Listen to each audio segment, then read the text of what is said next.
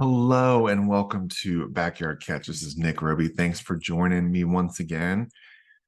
It's time to talk some college football. I'm super excited. We got some Week 12 matchups. The regular season is coming towards an end before next weekend, where a lot of teams play their rivalry games, or last week of the regular season. We've got Thanksgiving next week, which is crazy to think about. We're just processing that today, that it's next week. I don't know if you guys are ready.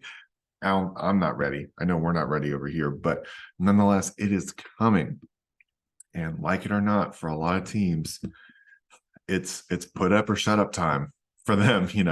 It's November. It's where a bunch of stuff happens. It's where a lot of the offseason talk ends up coming, is from games right now. They're playing right now. So there's a lot to talk about, a lot of fun games going on, a fun weekend.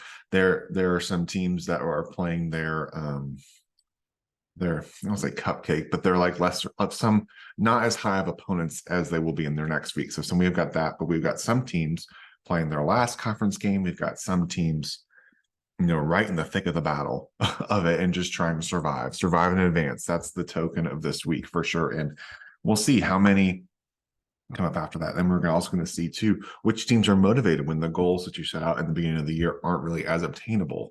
So who's going to be left, you also have that to play too, which is very interesting with these last couple weeks. So going back to the contest, last week we talked about, last episode was not great for me. Felt good about going the picks into it, and that's the beauty of college football. A field goal here, a thing there, and some of these spreads go different ways, and that's why they always said to be careful if you're betting real money on this stuff. So that's not necessarily me, but that's why you just got to be careful. But we have fun. We use the spreads, talk about them, and you do with that information what you like. But that's just me talking it out. So we're going to talk through these contest games again. I'm 48-58 on the year, so not too bad. Last week really hurt me. I was much closer to the 500 mark, but hopefully we can have a good bounce back. We can go that way, they can go the other way too, so you never know. We're going to start and talk off. We're going to talk about the ACC matchup. We've got NC State traveling to Virginia Tech. Virginia Tech's a 3-point favorite. It's a 3:30 game on ACC Network. This one's a part of our contest, with it being this part of the country. So just interesting with these two teams, which are very interesting. Like at home, they're much better than they are on the road. And I'd say Virginia Tech's been a team as of late that's been coming up as of late and doing better. They're a 3-point favorite, which is typical of what a home favorite is, but Virginia Tech is much better at home. I'm interested to see with NC State what their kind of demeanor is. If you haven't heard, their freshman quarterback, MJ Morris, who had taken over, super senior Brennan Armstrong, who had come in, who we thought, might be a great, might be a great addition with his offensive coordinator that he had at Virginia, and they had a leaning running back lead the team before the year started. And so he was the leading rusher for a while too. NC State did get the win over Clemson at home. But here, I think Virginia Tech's too much at home. That's a really tough place to play. And if they continue to build that momentum, Virginia Tech is a really tough environment, especially when there's big games coming. But I think it's just too much. And this one for me, that one's an easier pick. I take Virginia Tech to cover for sure. I'll take the 3. Utah goes to Arizona. So interesting matchup with this. This is a 2:30 kick on the Pac-12 network. So I don't know how many of us will get to actually watch that, depending. But Arizona, these lines are based on at the beginning of the week, so it's changed a little bit. But Arizona in the pick, what is a 0.5 point favorite. So it's basically a pick 'em, but 0.5 point. So obviously you can't score 0.5 point, but they lean Arizona at home. And remember, they factor in about 3.5 points for being a home team. So on a neutral field, they would favor Utah by about a field goal. But at home is factoring in Arizona. Utah lost a close one with was it Oregon last week? And they kept it close enough, but that one, they didn't finish the spread. And then Arizona escaped with a last second field goal at Colorado. So it's a 0.5 point for me. Arizona's been playing better. But for me, Utah is just this team that just keeps hanging around. They don't have Caleb Rising. They've been playing backup quarterback, and they just keep kind of just hanging around. And that defense travels, and they can run the ball. I like Utah. I think they play really good defense and frustrate Arizona. And, you know, in games like last week, you kind of see what kind of momentum that kind of takes over. And I like Utah in this game. And I think I could see it being a lower scoring kind of a game, maybe 2017 or 20-14 kind of a thing. But I'm going to take Utah on the road, especially if this was at Utah. I mean, for sure, easy. But I'm going to take Utah on the road and with the half a point. So basically, it's a pick 'em. Louisville travels to Miami. This is a noon kick on ABC. Louisville is a 1.5-point favorite. And what's interesting, because at the beginning of the week, Louisville's a 1.5-point favorite. Now, currently on the ESPN bet, Miami is a 1-point favorite. So it's switched to Miami being 1-point favorite. So not that much, but it's interesting just how much that's flipped. Unfortunately for Miami, they're even running a promotion where it's buy one, get two free to get fans into the stadium. And that's just a hard stadium to get to anyway. Louisville they're in a battle to try to be that second team to play Florida State in the ACC title game. And they only have one loss. I mean, I kind of have to remind myself because they just kind of keep plugging away. Miami, it's hard to know where their mindset's going to be at. They start Emory Williams, the freshman quarterback. He leads them and keeps it close throughout the day at Florida State last week, but he hurts his arm. So they're going back to Van Dyke. This is at home, but you've missed a lot of your goals. So it's one of those teams I was kind of talking about. Like, what's this Miami team going to look like? What's Louisville going to look like on the road? What's Louisville going to look like with some of the pressure starting to mount up as we're starting to see, like, you have an opportunity to play in the conference championship game. But this is the type of game you have to get it done. I mean, you either have to win or have somebody else lose, but of course you'd rather do it on your own accord. I take Louisville in this one. I just think this is also, Louisville has just been playing well this year. And I think Miami is just heading in a downward trajectory right now when it comes to this year. And just, it's hard to know if they get down. I don't know if they'll be able to hang tight with it, just with some of their offensive struggles as of late. So I'm going to take Louisville minus the 1.5. Georgia travels to Tennessee. This is interesting because this could have been a battle for the SEC East on the line if a couple things had fallen away. Georgia takes care of Ole Miss very easily, and then Mizzou just runs past Tennessee in the second half. Georgia is a 10-point favorite on the road at Tennessee. It's a 3:30 kick on CBS. It's the CBS game of the week. Yeah, to me, I've gone against Georgia, a few times in spreads and still trying to figure out what this team looks like. And for me, yeah, these are just, Georgia is just firing on all cylinders right now, and Tennessee is just licking its wounds. And so a couple weeks ago, I would have taken Tennessee at home, especially what they did with Alabama last year, and even the way that they were running the ball, and like thinking that Georgia could be susceptible to the pass, maybe hit some big plays, keep it close. But I just think Georgia's too powerful.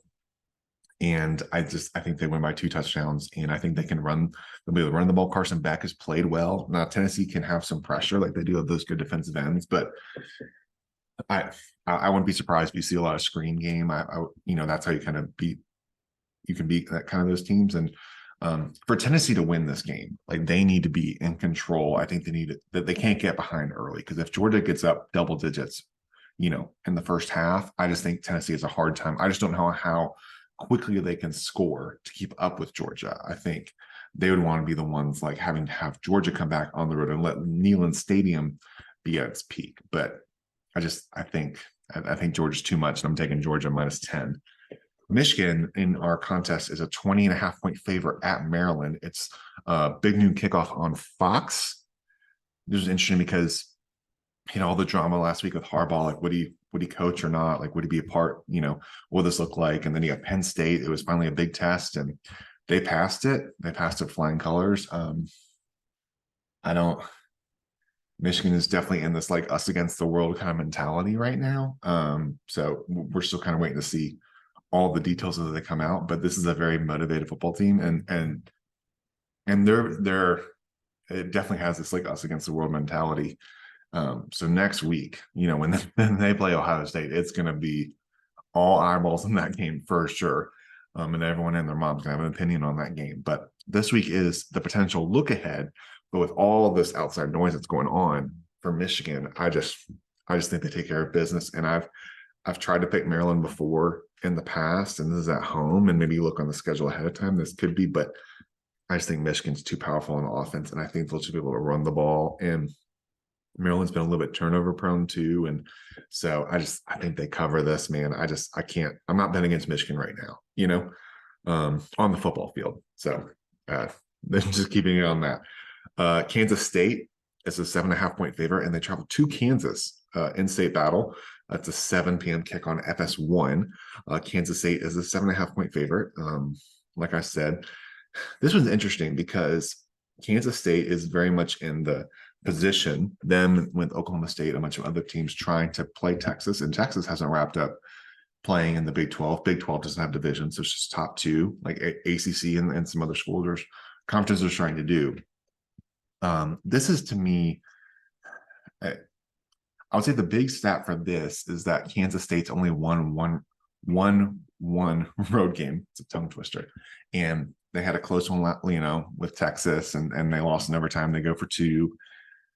It's a little more of a gut feel. I don't think Kansas is necessarily trending in like a great direction, but it's a rivalry matchup. They're on the road. It's tough on the road. I think Kansas State's a good team. I think if this is starting to mount up to, you're starting to feel the pressure of potentially playing their conference championship again.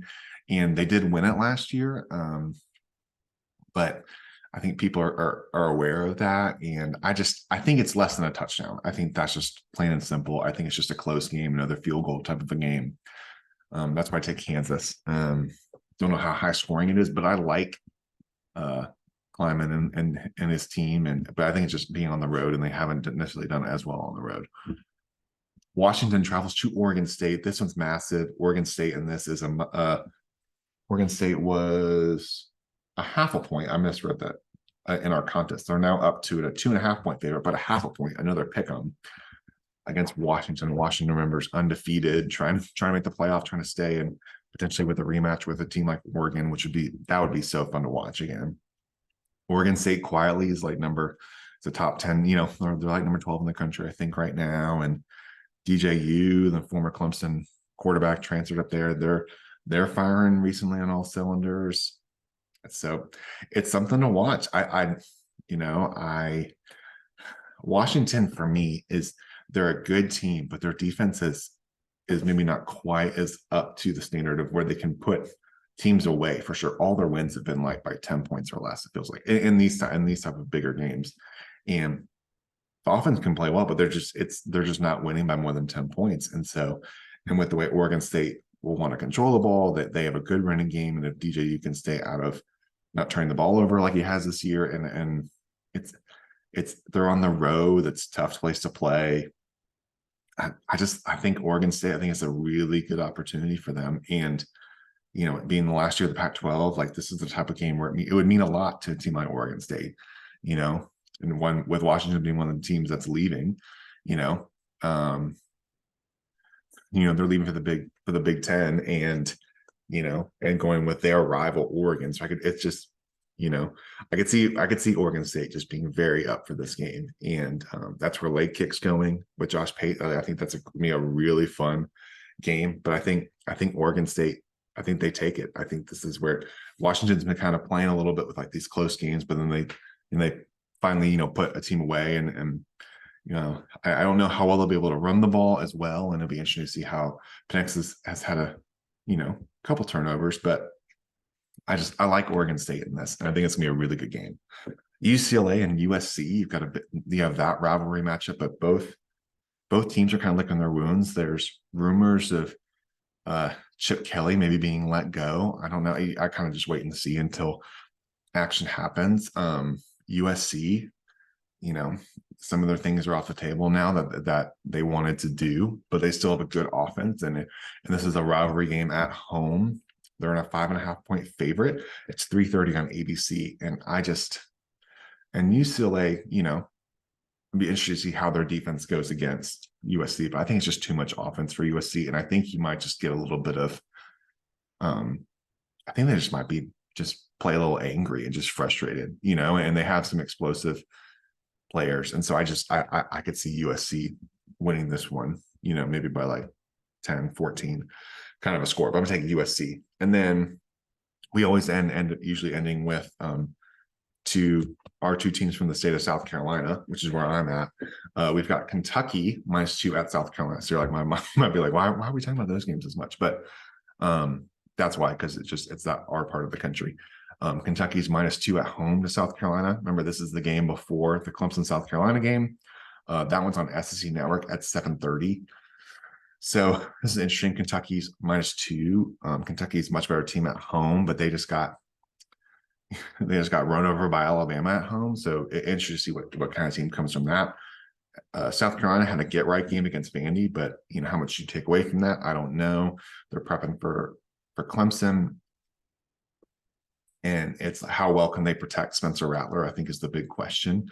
But he's been having a good year. He can get the ball out, and if you're giving me two, and I just think this comes down to, like, you're giving South Carolina as the home team 2 points as a home team. I just and Willie Bryce for a night game against a division rival like Kentucky, I don't know, man. Just don't count them out. And here's the thing: South Carolina, I feel like it's every week, whatever side I pick up for South Carolina, they always do the opposite of what I pick. So and you got to pick one. So I'm picking South Carolina to cover the -2, but South Carolina, you got to hold up the end of the bargain. Like, this is an opportunity at home against a division rival, at home before you play Clemson at home. So I'm gonna take South Carolina, but not feeling the most confident about it. But I think just being at home in a night game does play a factor. And then we've got North Carolina at Clemson. North Carolina came off the overtime win against Duke, but they have a backup quarterback in Duke. North Carolina still has a shot to play in the ACC title game. The loss with Virginia hurts. So if Louisville wins out, they'll get the title. Like, they'll win. If North Carolina would have to win out and have a Louisville loss to make it. So this game is, it's mildly important. Clemson is a 7-point favorite right now. It's a 3:30 game on ESPN. The line moved to a half a point in UNC's favor to 6.5. To me, we're going to break this game down more for our Clemson specific podcast, The Hill and Valley.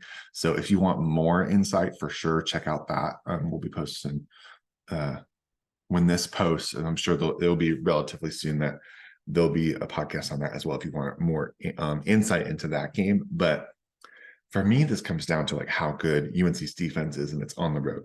We know how good Drake May is, and we know how good the running game can be. And they played this game last year, and Clemson pulled away on the scoreboard. And North Carolina was able to move the ball some through the 20s, but they couldn't capitalize in the red zone. I think turnover margin, it's very simple. When Clemson wins the turnover margin, they're definitely, that's what happened last week. Is they had 4 picks, 1 for a pick 6. So they'll have to take care of the ball. It'd be interesting to see with the passing game versus this young secondary who really had a good game last week. But also, too, like, Clemson has a good running game, and especially with Shipley back, and we'll see how much he can go. He's had some concussion issue the past few weeks, but he was back last week. But he got hit in the head a little bit again. Maffa as well. Cade and the offense seems to be doing better, and I think that they can run the ball and just hold UNC's offense on defense. I think that they could capitalize and have to make North Carolina come from behind. And if they can get Drake May pressure, you just can't let him beat you with his legs, because he definitely is a good runner with the football. So it's a very interesting matchup. You got the linebackers, and just it should be a game to watch, and not just because I'm someone who covers and is a fan of Clemson. I think it'll be a fun game for sure, and very interesting matchup. But I'm going to say Clemson to cover the touchdown. I think just being in Death Valley, the momentum that Clemson's building, UNC was letting Duke kind of hang around, and being on the road, I think just the running game will be a factor for Clemson. If they can run the ball like they have been and not turn the ball over, I think it'll be big. And if they can pick on the secondary and then basically and then let their defense go out, I think they can win the touchdown. But it should be a good game, fun matchup. So there's our 10 picks. Those are 10 picks for the week. We've got, just going back on it, we've got Virginia Tech -3, Utah the plus 0.5, Louisville -1.5, Georgia -10, Michigan -20.5 on the road, Kansas +7.5 at home, Oregon State 0.5 point at home, Southern Cal, -5.5. South Carolina +2 at home, and Clemson -7 at home. And I also picked out for this week too, just with all the matchups going on and a lot of conference games and conference championship games still in the balance of who's going to get to play. These are 3 other games to watch and just keep on your radar.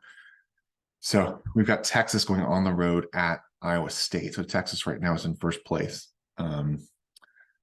But they're only a 7.5-point favorite against Iowa State, who still is in the mix for a chance to play in the Big 12 title game. So it's just a game to watch. And Texas has been playing close. They only won in overtime at home last week, and they stopped a 4th down try from Kansas State. But if Kansas State gets it, they win.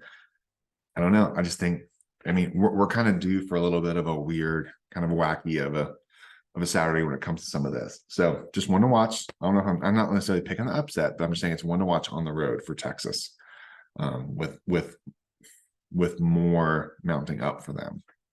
Rutgers is going to Penn State, 12 Penn State. Penn State's a 20.5-point favorite. And I put this on here. I think Penn State will win, but I put this on here because Penn State is now lost, and they didn't play, I would say, their best game against Michigan, and their 2-game season is over. You know, they're probably going to finish 3rd in the division and kind of where they've been the past 2 years. And I'm just very interested to see the psyche of this team. I'm very interested to see, especially at home, like if Rutgers kind of keeps it close. Rutgers kept Ohio State close at home, and I know that it's different on the road for sure, but it's not as far of a travel for Rutgers as it is other places. So, and if Penn State struggles on offense, I could see it kind of being in this like, oh, here we go. Like what's going to happen? I could just see it being kind of like an interesting game. And you've got, they fire their offensive coordinator after the game. And so it might get a little weird, and it might be closer than we expect for a while. So, but I'm taking Penn State to win, but I think Rutgers covers on the road. So, and then last we've got number 23, Oklahoma State going at Houston. Oklahoma State's a 7-point favorite on the road.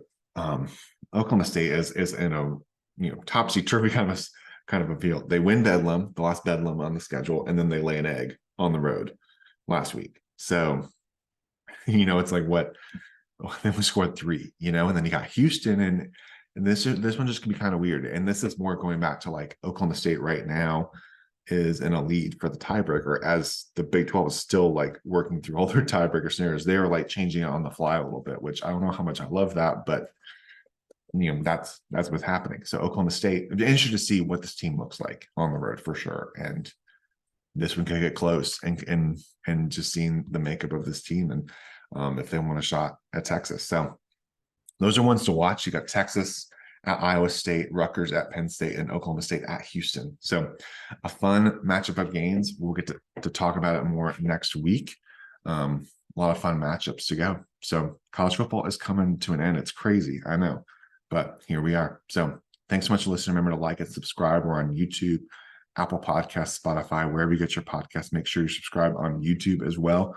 Posting more stuff on there. We're on Twitter, X, Facebook, Instagram, TikTok. We're trying some of that out as well. So thanks so much for listening, guys. Hope you have a great weekend of college football, and I'll talk to you all next week.